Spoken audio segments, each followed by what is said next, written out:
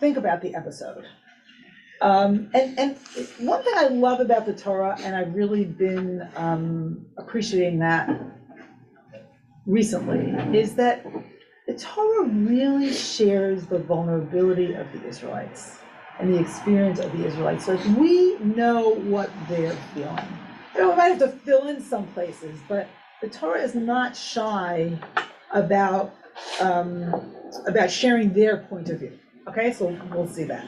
So here they are. I'm just going to go back and then do a little sort of literary setup and the structure of the narrative here. So the Israelites got out of Egypt. You could see even before they went through the Red Sea, they're complaining they want to go back to Egypt. They want to die, right? They'd rather die in Egypt because they're going to die in the wilderness. And then they come out, they complain some more, and then they stand at Sinai. The complaining is like a trope all throughout the wilderness experience, and even before, as I just said, the wilderness experience starts. So here it says, right after Sinai, and I think this reaction is really important to keep in mind. The Chol Ha'am, right after the Sinai revelation, hearing what we call the 10 Commandments or the 10 utterances. The Chol Ha'am ro'im et hakolot ve'et halafidim ve'et kol hashofar ve'et har ashan. Sorry, ashen. Vayar Ha'am, can I make it a little bigger? Can I make it a little bigger? No, okay. Vayar Ha'am vayanu'u vayamdu merachok. So all the people witnessed the thunder and lightning, the blare of the horn, and the mountain smoking. When people saw it, they fell back. They moved back, or maybe they trembled. That's the verb vayanu for movement, right? They fell back, or they're staying there trembling. And they stood at a distance, right? They can't take the intensity of the experience. And they say to Moshe, Vayamru el Moshe, Daber ata imanu v'nishma'a. You speak to us, they said to Moses, and we will listen, or we will obey. Al yidaber imanu Elohim penanu. But if God speaks to us, or don't let God speak to us, because we will die. So they're that scared of God. And this is a pivotal moment in biblical literature because from this moment on, God doesn't speak to them directly. Moshe speaks to them, right? God speaks to Moshe, Daber el bnei Israel, and Moshe speaks to the Israelites. Okay, so then after that moment, we have a few chapters of laws, mishpatim, and then we have Moses going back up to Sinai to receive all the instructions for how to create the Mishkan, the tabernacle, the place through which God will dwell among the Israelites. Okay, so let's see what happens here. So the elders and Moshe and Aaron and Nadav and Abihu have a kind of mystical experience. And then God says to Moses, Vayomer Adonai Moshe, Ale Elai Hahara, V'hiyesham, come up the mountain, actually come back up the mountain, to me, and be there, right? Ve'etna lecha et luchot ha'even v'hatorah v'hamitzvah asher katabti lahorotam, and I will give you the stone tablets with the teachings and commandments which I have inscribed to instruct them. V'yakam Moshe v'Yoshua misharto v'yal Moshe el har ha'Elohim. So Moses and his attendant Joshua arose, and Moses ascended the mountain of God. The El Haskenim Amar Shvu Lanu Vazeh Ad Asher Nashuv Alechem V'nei Aaron B'chor Imachem Mi Va'al Dvarim Yigash Alehem. To the elders he had said, wait here for us until we return to you. You have Aaron and Hur with you. Let anyone who has a legal matter approach them. So realize here that Moshe is speaking to the elders, right, and reassuring them and telling them the plan, but never addresses Bnei Israel, the mass of Israelites, about his leaving, when he'll go, when he's coming back, what they're going to do in the meantime. Okay, so let's see what happens. Vaya'al Moshe el Hahar, and Moses goes up the mountain. Vaychas ha'anan et and the cloud covers the mountain. Vayishkon kvod Adonai al har Sinai. V'chasehu ha'anan sheshe yamim. The presence of Adonai And that's interesting. Vayishkon, it's a specific verb, like the presence of Adonai rests. It's the same verb that's used to create the noun mishkan, which means the tabernacle. Vayishkon kvod Adonai al Har Sinai. So the presence of God is resting on Har Sinai, or abiding on Har Sinai, on the mountain of Sinai. V'yachasuhu he'anan shesh yamim, and covered it for 6 days. V'yikra el Moshe b'yom hashvi'i, and called to Moshe. Somehow the presence of God is calling to Moshe on the 7th day, b'yom hashvi'i, mitoch ha'anan, from within the cloud. Okay, so now here we get the perspective of the Israelites. Umar'eh kvod Adonai ke'esh ochelet b'rosh ha'har le'enei b'nei Israel. And the vision of the presence of God is like a consuming fire at the top of the mountain, le'enei b'nei Israel, in the eyes of b'nei Israel. So again, here specifically, we get this perspective of the children of Israel, which is what? That God appears like a consuming fire to them. And of course, this is the opposite of how Moshe experienced God at the bush, right? Which was as a fire that did not consume. So Moshe, as the one who did not grow up as a slave, or did not live as a slave in Egypt, as compared to the Israelites, can sustain that intensity that the Israelites literally cannot stand because they feel like they're gonna die. Okay, so I'm just trying to reconstruct their experience with all this information that the Torah is giving us. Vayavo Moshe b'toch ha'anan, and Moshe goes into the midst of the cloud, right? I imagine disappears in the cloud. Vayal el ha'har, and goes up the mountain. V'hi Moshe b'har 40 yom v'arba'im laila. And Moshe is in the cloud, or on the mountain, for 40 days and 40 nights. And what is Moshe hearing here? So Moshe is hearing all the beautiful instructions for the tabernacle, right? The gold, the beautiful materials, and the purple and the scarlet, and just Moses is really within sort of divinity high up, and Moses's people are left down below, more or less unshepherded as far as we can tell. Now here is a poem that captures that, by Rachel Barenblatt, who's a rabbi, I think a Reconstructionist rabbi, or maybe Renewal, I'm not sure. The other side of the story. Oh, wow, I can't believe all these people in the room came despite the rain. Wow, that's wonderful. I'm so impressed. Already so many changes. Our long column of refugees snaking into the wilderness through the sandal-sucking mud where the waters had been. Their men and horses consumed. And then that voice speaking directly into us, reverberating in our chests. But Moshe ascended by himself into the sapphire sky, and he didn't come back. Of course, we asked Aaron to make something to remind us we weren't as alone as we felt. Okay, so with that, we go into the golden calf. And here's the verse right before the golden calf. Vayiten al Moshe kechachaloto, l'daber ito b'har Sinai, shnei luchot ha'edut, luchot even, ketuvim be'etzpat Elohim. Upon finishing speaking with him on Mount Sinai, God gave Moses the 2 tablets of the pact, stone tablets inscribed with the finger of God. So we have this really kind of divine object, right?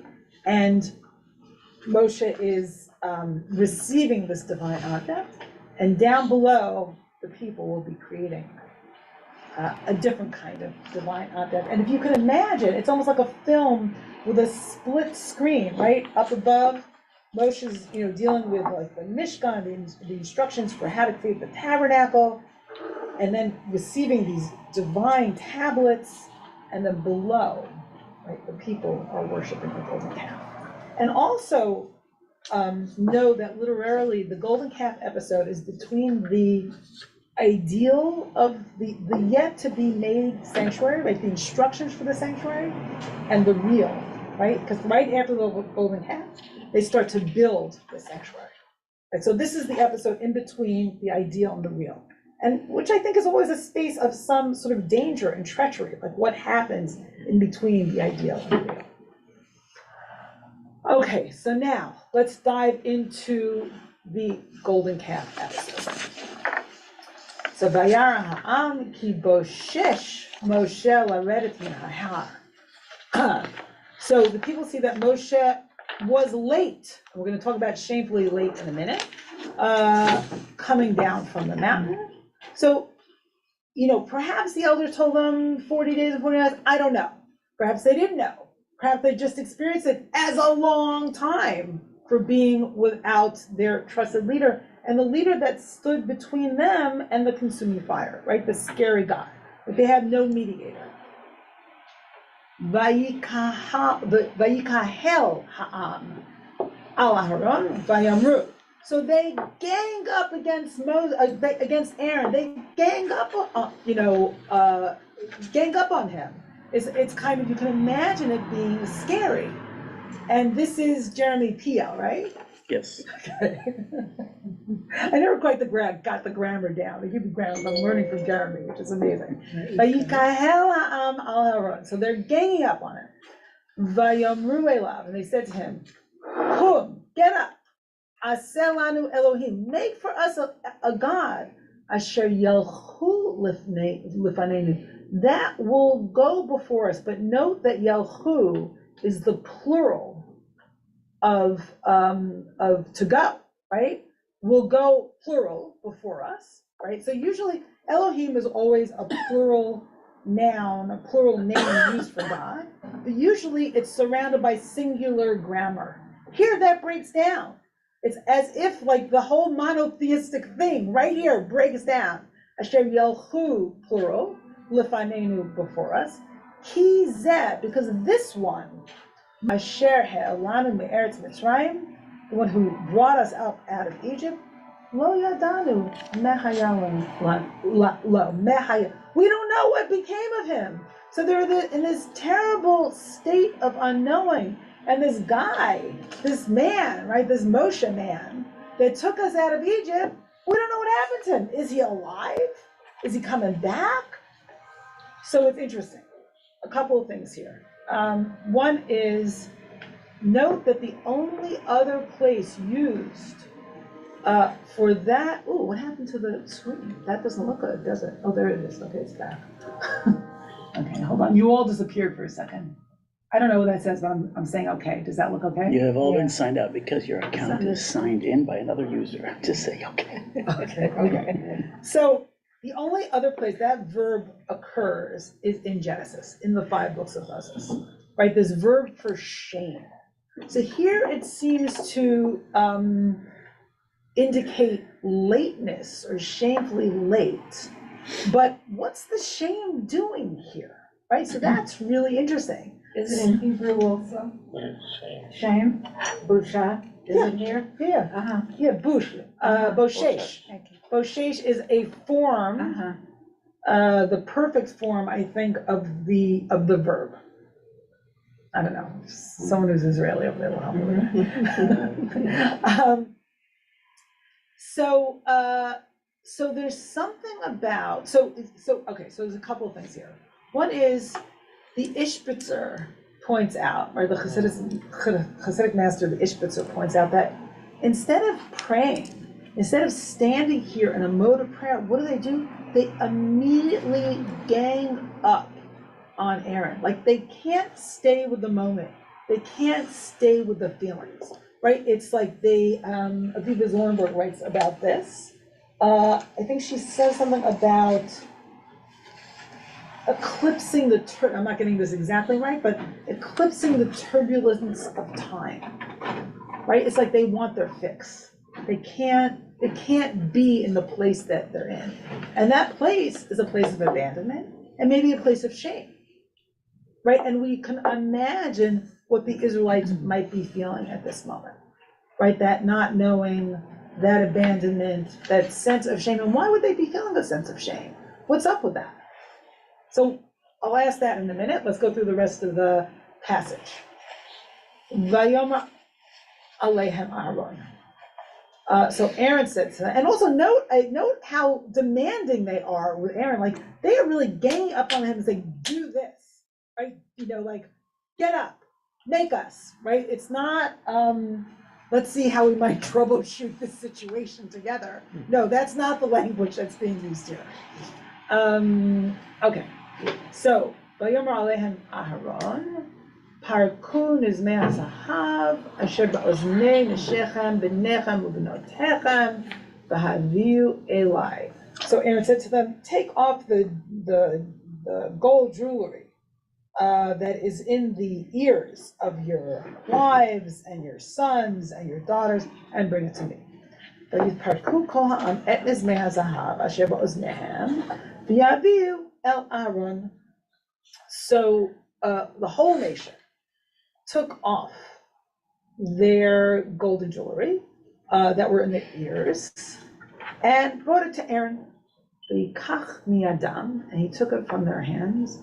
Vayatzar oto bacheret, and he fashioned it with a what did it say here? With a graving tool.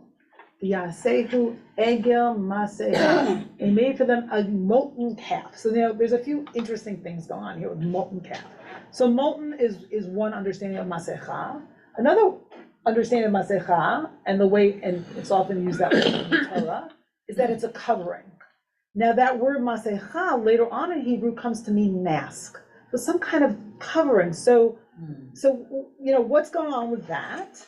And they say, Vayomru, they say, these are your gods, Israel, that took you out of Egypt. Like, wow. Right? Wow. Like they're pointing to this molten calf that was just made and saying, these are your gods. Now, it's possible. So these calves, right, were frequently used in the ancient Near East, just as the kruvim were, as a kind of footstool for the presence of God. So it could be that they were creating some kind of alternative, throne for God to appear, but I'm not sure it's the same God or not the same God, right? It's confusing. Vayara Haron v'yiven mizbeach lefanav, and Aaron saw it, and he built an altar before him. Before it. Vayikra Aaron vayomar chag l'Adonai machar, and Aaron said, tomorrow we're going to have a chag for Yud He Vav He. So that's interesting that he's bringing that name of God. So some of the commentators say that he's trying to sort of delay things and also reintroduce the correct God here. Who knows? I don't know.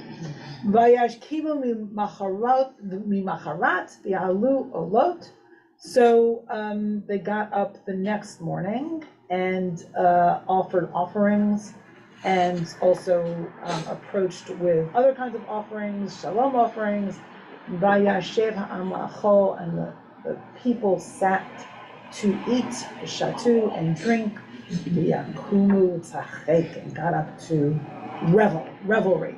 And litzachek can be sometimes used in the Torah to mean some kind of sexual revelry, right? So they're partying. All right, so that was a lot. So I'm going to stop my share and see if there are questions and thoughts for now. Let's see if anyone's raising their hands. And if no one's raising their hands, I'll just go on. Yeah, Wendy. Hey, remember to be brief. You can't help but notice what a wuss Aaron is. That he puts up zero fight. He doesn't say one word to say, hey guys, let's chill for a little bit. Maybe Moses will come sooner than you think. Well, he puts up zero fight.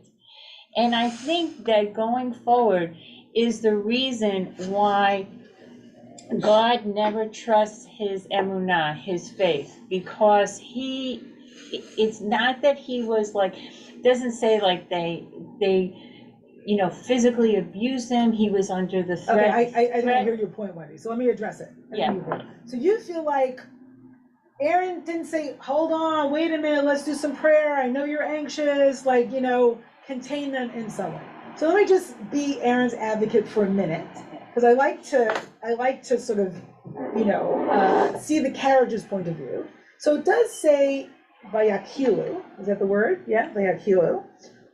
So it's clearly he's being ganged up on. Now, if 600,000 people are ganging up on him at once, and it also says kol ha'am, right? Let's look at this. Second. The next one is strange. Wait, hold on one second. Kahel. Okay, so they're ganging up on him. It says the nation. It says the nation's getting up. So I don't know what that looks like. It could look like a lot of people cornering him. I don't know. But he never says one word, and I think here, the bigger sin is not the making the golden calf, but the biggest sin is the fact that he did not fight. Okay, I hear you. He didn't I hear fight you. for Wait, you God. made your point. Jeremy. Another way to read this is Yeah. to say, this is a different God. This is a proxy to the same God. Yeah. Ele absolutely. Elohecha. Like, you want to see it? Here it is. It's the same thing. It's the same God. It's a proxy to the same God. And in that sense, It's standing in for God. exactly. And in that sense, it's okay. In fact, No, how did they? Wait. Hold on. Remember, we're in hybrid here, and now the hands are multiplying, and things are like happening in the room. So hold on. Okay, Alan. To Jeremy's point, how Yeah. do we even know that you're not supposed to make a graven image? Because that commandment hasn't yet been. No, it's not true. Yeah. Not true. Right after the 10 Commandments, it says, don't make other, well, first of all, in the 10 Commandments, it says don't make other gods. And then afterwards, it says something about not making golden Right. something. Okay. So it's not true. No, I was confusing. They the just first time with the heard second that. Okay, I'm gonna go down this line and then I'll go to the people in Zoom. Okay, yeah, Sarah. So when I read this, Yeah. the children of Israel are really like abandoned children. And what I think here is happening is that Aaron is making them a transitional object. Moses is Beautiful. gone, God is a terrifying fire, and they are scared and alone and ashamed. And need that covering. Yeah. Need that egel masecha, which maybe relates to Jeremy's point about the Exactly. proxy. Right? They wanna, it reminds me of like addiction and I don't know about hard drug addiction, but I know about other kinds of addiction like coffee and food and stuff like it's not that you don't want to connect, but you're afraid to connect and you want to connect, so you find a different way, a workaround to connect, and it doesn't work. You're still aiming for the same thing. Yeah. Right? The addiction, it's you want your fix because you can't stand to feel what you're feeling, but you still want the connection. Yeah. That's what I would say. Okay, yeah. Yeah, this is like the first great moment of doubt for the Jewish people, and there will be many others, in fact, today even, and other religions have read this story and decided that doubt is something we can't handle. And in Catholicism, for example, if you doubt the foundation of the Trinity, I mean, that's the whole ballgame. So other religions have taken this and this is such a problematic situation, we just cannot, it's not allowed. Right, so that's a really interesting question. So can we, and I think depending what community you're in, like we can sit with the doubt, right? Yeah, It's tricky. and ask the questions. And do you think it's tricky here in this community and context? Do you feel like it's tricky? Well, I mean, Jews and God have been sort of wrestling with each other for a long time. Yeah, okay. But this particular story is so troubling, and that I think it's just other religions have looked at it and said, we don't want any of that. We don't want that to happen. Right. And unlike Yaakov, they're not wrestling here. They're jumping. They're demanding. Yeah, They're making they're demands. demanding, exactly, yeah. Ellie, did you have your hand up? No? Okay. Joe, I was spoke on back there about, it's just in place of Moshe. It's the conduit. Moshe is really the conduit to God. So, okay, Moshe's not here, we need something else. yeah, That's what so they were Moshe looking is the for. arbiter, the Right. mediator, and because they don't have Moshe, they need something else, the proxy, to stand Right. between them and God. Right. Yeah, I agree with that. Okay, but yeah, And then I'm going to Zoom. now I understand why he's very tactful, if he was able to do that in adjusting all of that together, now I understand finally why he's given the honor of being the, what does he get afterwards? Kohen Gadol. priest. Kohen The Gadol. high priest, thank you. The high priest, Yeah. because he's able to, Moshe just listens, doesn't, but he's able to maneuver that. So now I understand why, because before I'm thinking, why does he get to be the high priest when he led the people to do the golden calf? So on, so, I mean, I never understood that. Okay, But what I don't understand is the two of them were naked, the human and his wife, yet they felt no shame. Where did that come from? that's in Genesis, that's before they eat from the apple.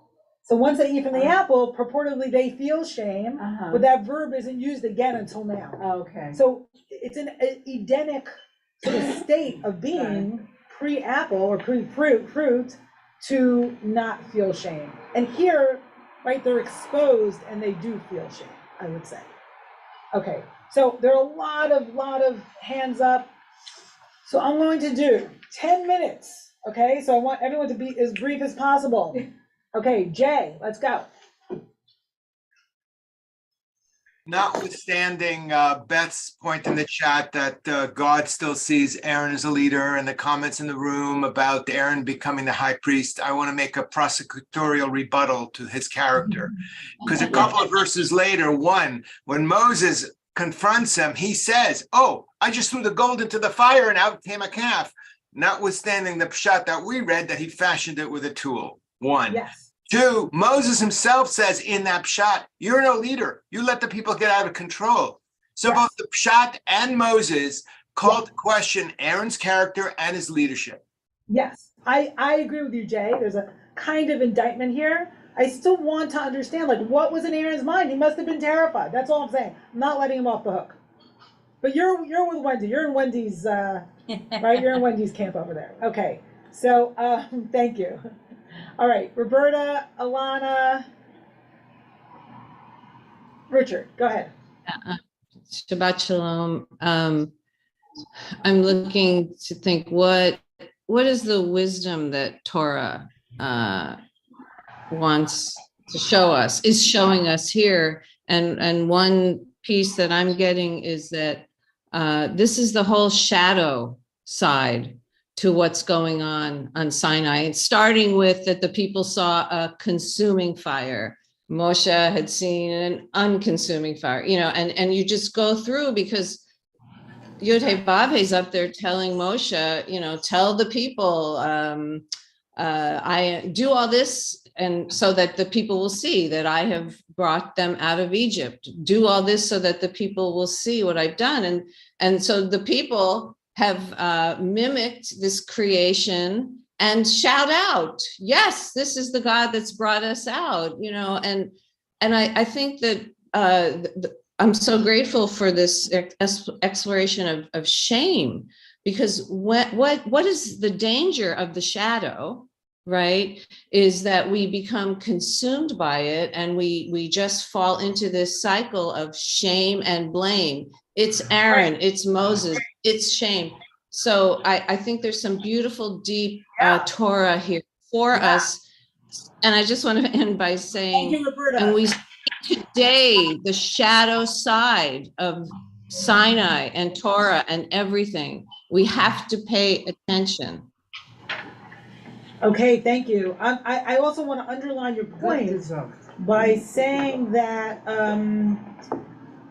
that the tablets written by Etzba Elohim, and that sort of being given right before the calf, and the juxtaposition of that object and this object is really instructive. And that sometimes when things get too ideal and not anchored down below in reality, right, that's when the shattering happens.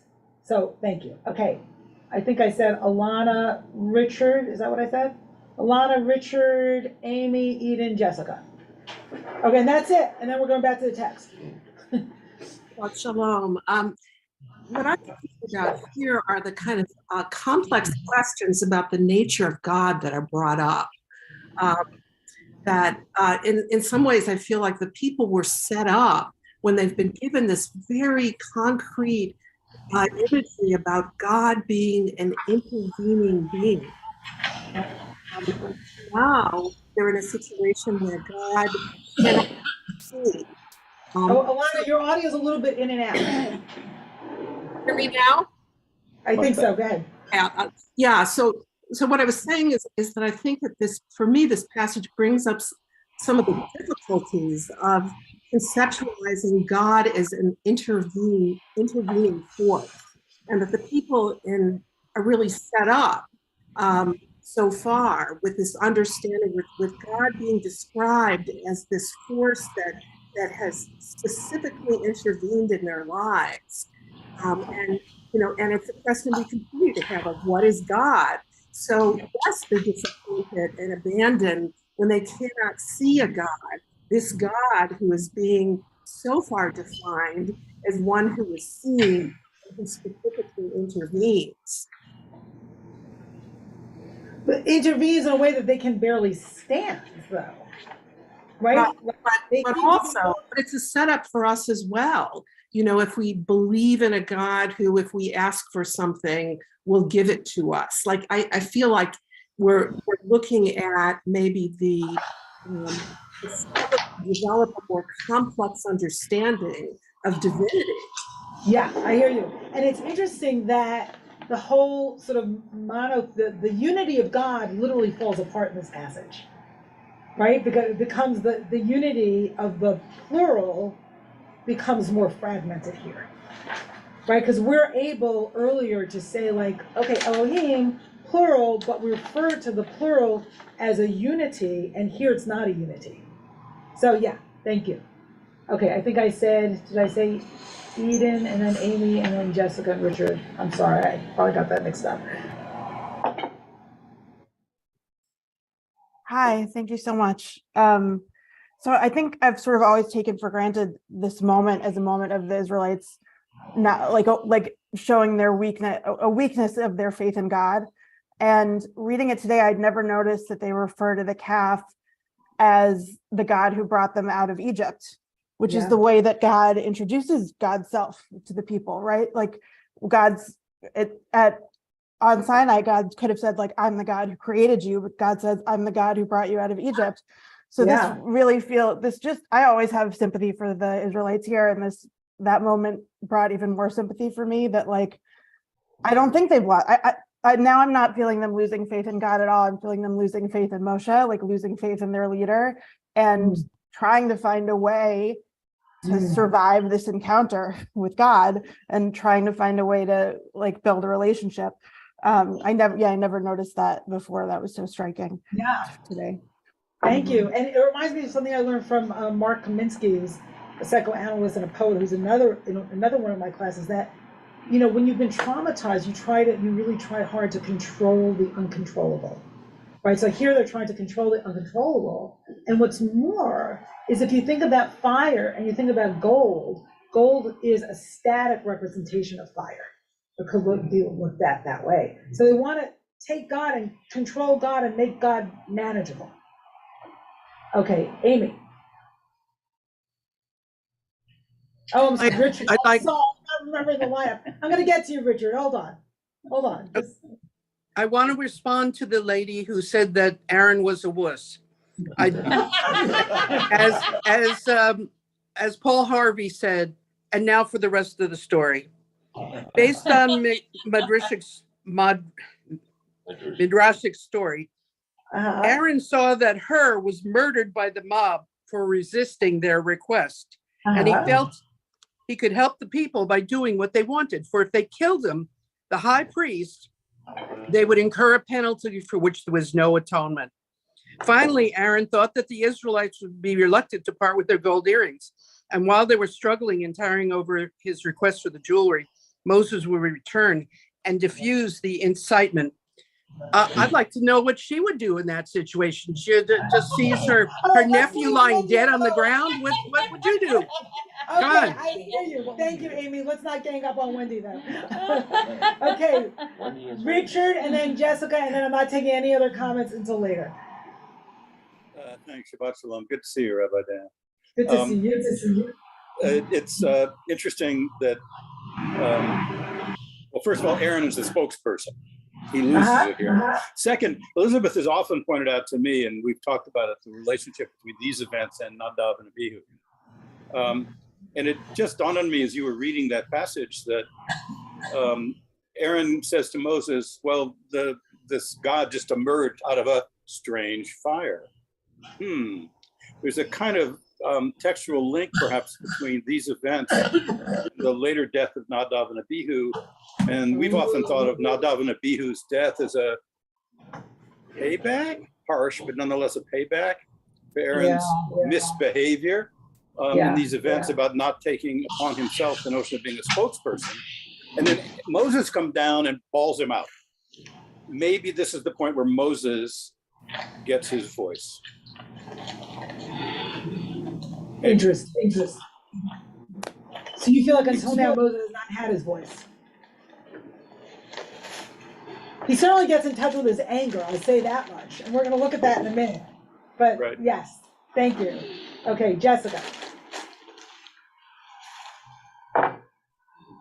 Hi. I couldn't. So I feel like this is sort of going on what Eden said. I also feel this is such human nature. I like the comment that Rabbi David made last night that it's funny that this Parsha comes around at the same time as the Oscars, where we hand out mini golden calves to the people that are the aristocracy of our culture, who are celebrities, not always those who deserve them.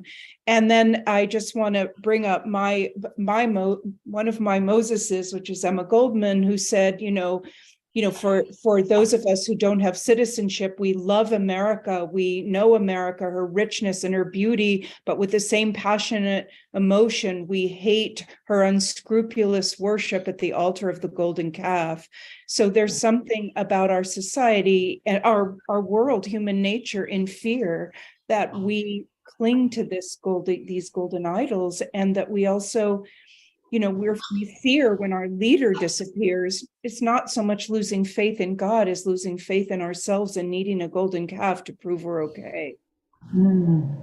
Beautiful, Jessica. Thank you. Yeah, what do we need to prove that we're okay when we can't sit with whatever it is we're feeling and experiencing? Okay, so hold on, I am going on. Okay, so I'm going to sum up a few comments here on the page without going into them. But there's a whole rebuke, and an interesting rebuke of Moses, of God, where Moses is like, why'd you give them, like, before the Israelites left Egypt, Moses told them, and God told Moses to despoil the Egyptians, and they got all this gold and silver. So Moses says, master of the universe, because of the gold and silver that you lavished upon Israel until they said enough, that caused Israel to make the golden calf. So, the context and the experience and the history here is all important. Did God and Moshe up there on the mountain forget about the Israelites and what they were going through and what they had at their fingertips? Okay. So there's a lot about that, if you want to read more about that. But now I want to go to what happens with when God discovers what's going on below. So, Vayidaber Adonai el Moshe.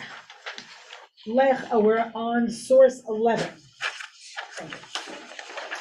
Lech red hishichet amcha asher halita me'eretz Mitzrayim. Go get down, right? So they're up there, and they've been up there for a while, and he's like, go get down. Why? For your people whom you brought up from the land of Egypt has wrought ruin. Shichet is destroyed. Saru, maher min haderech asher sivitem, asu lahem egel misu masecha. And Adonai further said to Moses, oh no, wait, we're missing a verse here. Okay, so God said to Moses, turn and go quickly. They turned quickly from the path that I commanded them, and made for themselves a molten calf. And they worshiped, they bowed down to it, and sacrificed to it, and they said, Ele Elohecha Yisrael, Asher Halucha Me'eretz Mitzrayim. These are the gods, Israel, that took you out of the land of Egypt. Vayomer Adonai el Moshe, Ra'iti et ha'am hazeh v'hinei am ksher orafu. So Adonai said to Moses, I see that this is a stiff-necked people. Ba'ata hanichali. And now leave me alone. Get out of my way. Yichar api bahem, and I will, become angry with them, and literally, my nostrils will flare, and I will consume them. So I will do the very thing that they were afraid of God doing, which is consume them, right? And I will make you into a big nation. So what is God doing here? So this is actually something that God reverts to. So while the people down below might be regressing, God's also regressing. Because if we remember back in Genesis, right, with Noah, when God doesn't like what God sees in humanity, God wants to wipe everybody out and start again from one man. So this is happening again, and it will happen again later on with Moshe, after the slides. Okay. So Rabbi David talks about this word last night, Vayichal. So Moshe soothed or softened the face of God, his God, Elohav. Vayomer, and said, Lama Adonai yechera apcha ba'amacha, asher hotzeita me'eretz Mitzrayim b'koach gadol u'biyad chazakah. So why, God, are you getting so angry with your nation that you took out from Eretz Mitzrayim, from the land of Egypt, with a great might and a mighty hand? So Moshe is trying to reestablish the connection between God and God's people, your people that you took out.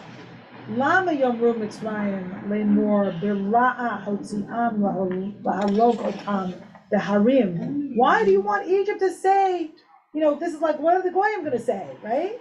Why do you want Egypt to say that you took them out in evil to kill them in the mountains, and to bring an end to them, me'al panei hadamah, from upon the face of the earth. Shuv mecharon apecha, turn from your anger, and repent on the evil that you're planning to do to your nation. And further, and he's such a great rhetorician, Zechor l'Abraham, li'Yitzchak u'Yisrael avadecha asher nishbata lahem b'ch. And so remember the oath that you made to Abraham, Isaac, and Jacob, your servants. V'tdaber alehem arbeh, and when you swore to them that you would multiply their seed as much as kekochvei hashemayim, as the stars of the heavens, v'chol haaretz hazot asher amarti eten zarachem v'nachalu le'olam. And when you said, I will give to your offspring this whole land of which I spoke to possess forever. So God, you swore to them, you promised, you're bound by an oath. You had a relationship with those guys back there. You loved them. And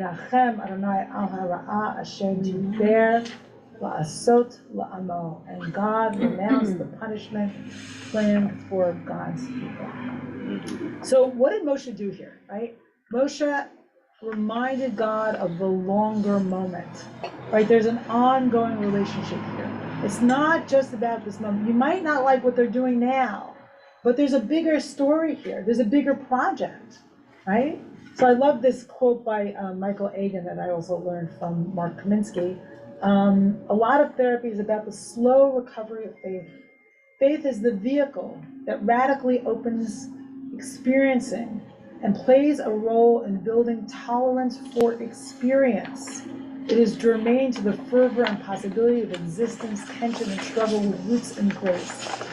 Faith rooted in profound grace, deeper than catastrophe, which is traumatic emotional reality, a sense that has impact on the flavor of our lives. So it feels like, to me, Moshe here is introducing a faith in the story, a faith in the people, that's more than the traumatic moment. Okay, but then what happens to Moshe? Poor Moshe, right? We've taken him beyond the trauma, but then when he sees what's going on, he shatters the tablets. So let me just take, okay, so we're going to read this, and then I'll take a few more comments. No. Sorry. I'm going to go on, and I'm going to take comments from people who haven't spoken. Okay. So then what happens? Vayithen, vayared Moshe min hahar. And thereupon Moses turned and went down from the mountain. Ushnei luchot ha'edut biyado, and the tablets, bearing the 2 tablets of the pact. Luchot, now note this. Ketuvim mishnei evrehem mizeh umizeh hem ketuvim.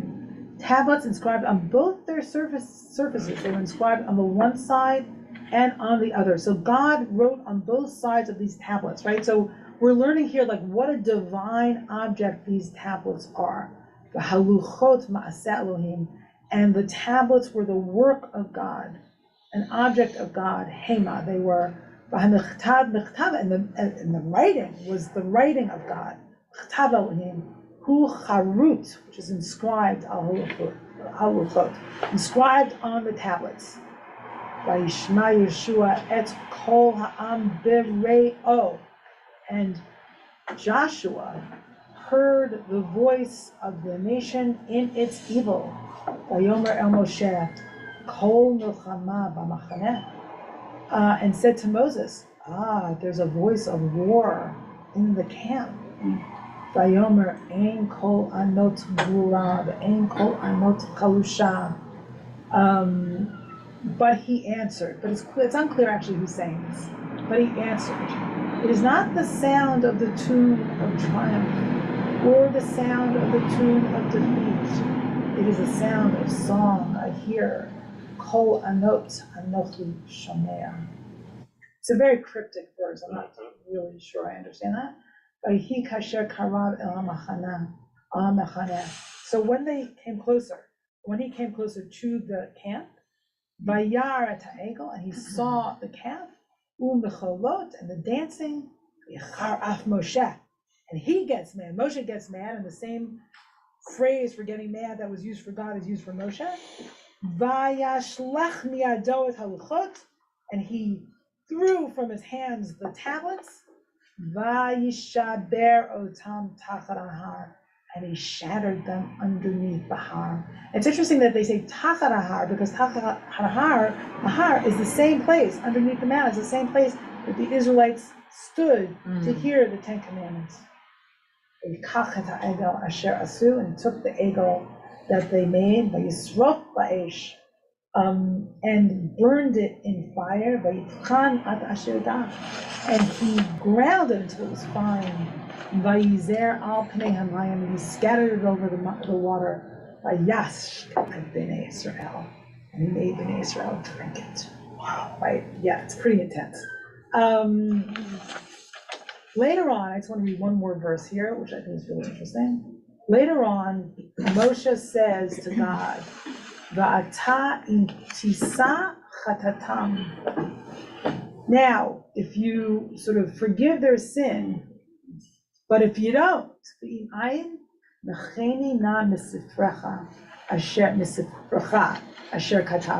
if not, wipe me from the book that you have written. So this is really interesting. I'm not going to go into this now for lack of time. But what the Kedushat Levi here does is talks about that Moshe here does what Noach never did. Noach never stood up for his people. for all of humanity. Noah never said, like, what do you mean I'm going in the boat? What about everybody else? Moshe's saying, if you don't forgive them, wipe me out of your book. I'm not going to be that guy that you're going to start again with. No, we're sticking to this project. We're staying with this project. Okay. So now I'm going to stop my share. And Marilyn was waiting. Okay, Marilyn, and then Jane. I'm sorry, and then Danny. Hi, Shabbat Shalom. It's really interesting. I'm getting a really different take on Moses and Aaron that I ever understood before. And Moses, it starts with a burning bush, and Moses is like, oh, the one with the uncircumcised, sorry, that's my neighbor banging, but I'll try to keep talking anyways. That's just 1 second. You know what? I'll talk later, okay? Because my neighbor's banging. Okay, Daniel, it's okay. Daniel, we can't hear you. You have to be unmuted. There we go. Can you hear me now? Yes. Okay. I'm not sure where, Rabbi Diane, you're coming in for a landing on this one. But what seems to be happening here is an amazing low point, a real descent.